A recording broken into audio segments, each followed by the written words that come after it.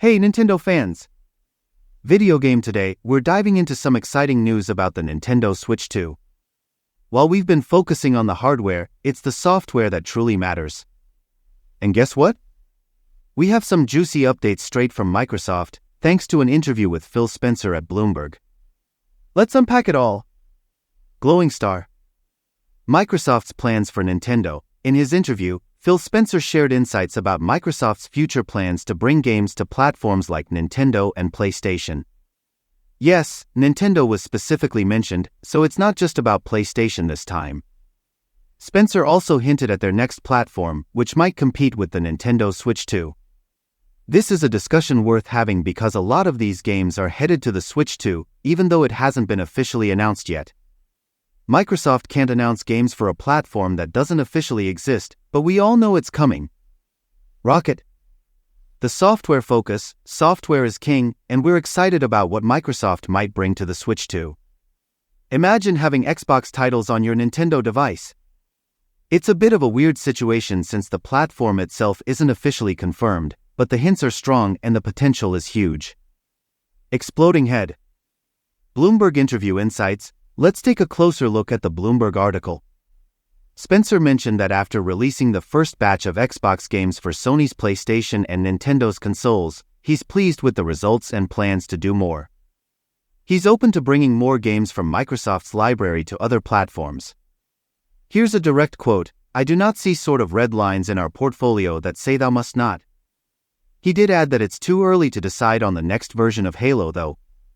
Third-party potential. What Spencer is hinting at is that Microsoft's games may eventually go third-party. Even if there's temporary exclusivity with Microsoft and PC, like if the next Halo launches 3 months earlier on these platforms, it will eventually be available everywhere. This opens up a world of more game possibilities, the potential for other big titles like Skyrim, The Elder Scrolls, Fable, Halo, and Gears of War to come to the Switch 2 is intriguing. Imagine if World of Warcraft finally made its way to consoles, including the Switch 2, that would be wild. Party Popper. Growing Nintendo-Microsoft relationship. This is all further proof that Nintendo's relationship with Microsoft is growing. Nintendo even included the Microsoft logo in their financial report, indicating they see them as a major partner going forward. Phil Spencer said, "Pretty much everything's on the table, which is fantastic news." Chart increasing. Microsoft's hardware plans. Now, let's talk about Microsoft's hardware plans.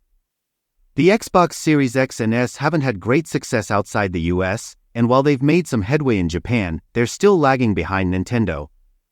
Spencer mentioned that Microsoft is working on a gaming handheld, although it's in the early stages.